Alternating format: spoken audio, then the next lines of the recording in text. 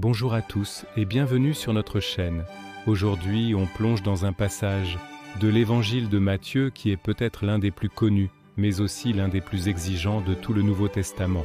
Je parle bien sûr du chapitre 5, versets 38 à 48. C'est ici que Jésus nous donne le fameux commandement « Aimez vos ennemis ». Alors accrochez-vous bien, parce que ce qu'on va explorer ensemble, ça remet en question beaucoup de nos réflexes et de nos idées reçues sur la justice et l'amour. Jésus commence par citer une loi bien connue de son époque, la loi du talion, œil pour œil, dent pour dent. Ça nous paraît peut-être un peu barbare aujourd'hui, mais à l'origine, cette loi était un progrès. Si quelqu'un te crève un œil, tu ne peux pas prendre sa vie en retour. La vengeance ne doit pas être une escalade sans fin. C'était une première étape vers une forme de justice contrôlée. Mais Jésus arrive et dit « Moi je vous dis de ne pas résister aux méchants ». Et là, tout bascule. Il ne se contente pas d'améliorer la loi existante, il la transcende complètement. Il nous propose une voie radicalement nouvelle. Et il nous donne des exemples très concrets, tirés de la vie de tous les jours à son époque. Si quelqu'un te gifle sur la joue droite, tends lui aussi l'autre. Alors, il faut bien comprendre le contexte. Une gifle sur la joue droite, donnée avec le dos de la main, était l'insulte suprême. C'était une manière de traiter quelqu'un comme un inférieur, de le déshumaniser. La réaction normale, humaine, c'est de se défendre, de rendre le coup, de sauver son honneur. Mais Jésus dit non, tends l'autre joue. Ce n'est pas un acte de faiblesse ou de lâcheté. Au contraire, c'est un acte de force incroyable. C'est une façon de dire à l'agresseur « Ton insulte n'a pas de pouvoir sur moi. Ma dignité ne dépend pas de toi. » En tendant l'autre joue, on désarme l'adversaire. On lui montre qu'on est libre, qu'on ne se laisse pas définir par sa haine. C'est une résistance non violente, active et profondément spirituelle. Puis, Jésus continue avec un autre exemple. Si quelqu'un veut te faire un procès pour prendre ta tunique, laisse-lui encore ton manteau. Là encore, Sonomé, c'est une situation d'injustice. La tunique était le vêtement de base. Le manteau, c'était ce qui servait de couverture la nuit. C'était vital. La loi juive protégeait d'ailleurs le manteau d'un pauvre, on ne pouvait pas le lui prendre définitivement. En donnant aussi son manteau, la personne se retrouve nue. Imaginez la scène au tribunal. C'est un geste choquant, extrême. Mais par cet acte, il expose la cupidité et l'injustice de son adversaire.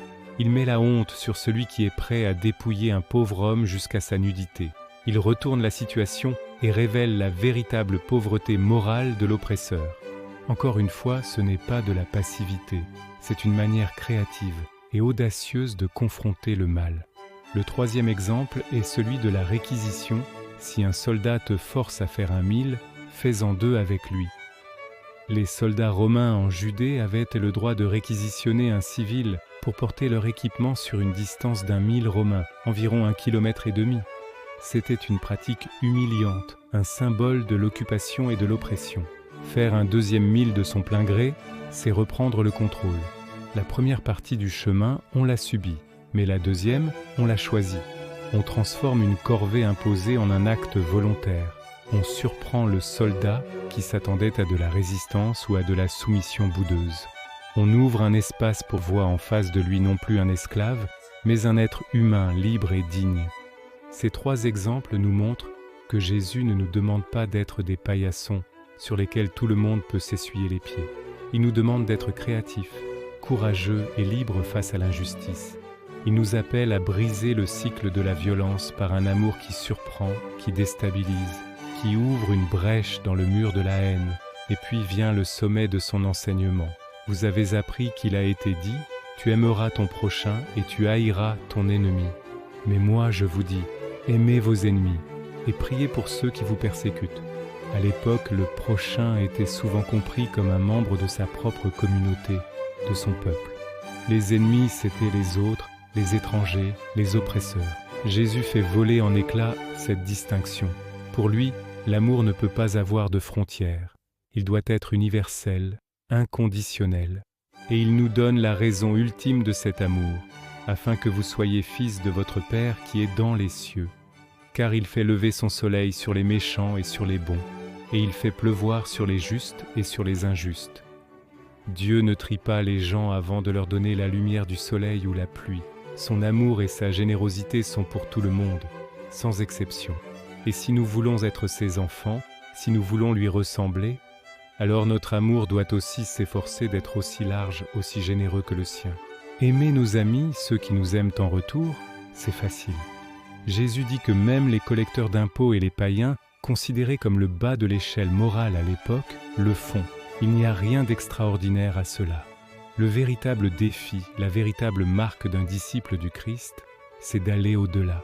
C'est d'aimer celui qui nous a fait du mal, celui qui nous déteste, celui qui nous persécute. C'est un appel vertigineux, et soyons honnêtes, c'est humainement impossible par nos propres forces. On ne nous demande pas d'éprouver de l'affection pour notre bourreau, c'est une décision, c'est un acte de volonté, c'est choisir de vouloir le bien de l'autre malgré le mal qu'il nous a fait. C'est refuser de le réduire à ses mauvaises actions et continuer de voir en lui un être humain, une créature de Dieu, capable de changer. Et Jésus nous donne un outil très concret pour commencer. Priez pour ceux qui vous persécutent. La prière nous décentre de notre propre blessure, de notre propre colère.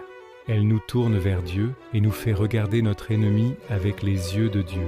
C'est un premier pas pour briser le mur de la haine dans notre propre cœur. Le passage se termine par cet appel à la perfection. Soyez donc parfaits, comme votre Père céleste est parfait.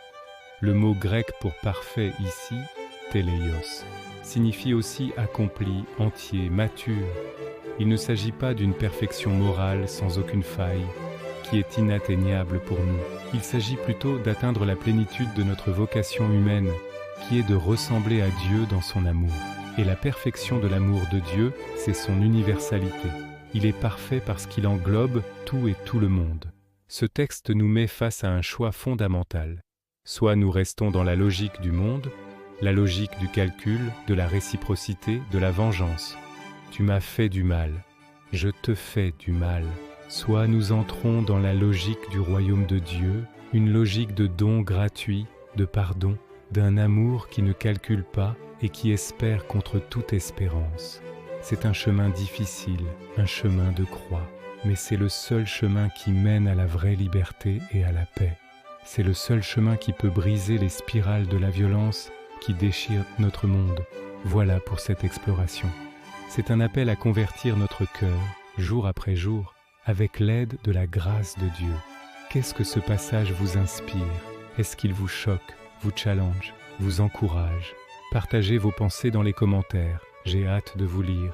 Et si cette réflexion vous a plu, n'hésitez pas à laisser un pouce bleu, à partager la vidéo et à vous abonner pour ne pas manquer les prochaines. Merci de votre écoute et à très bientôt.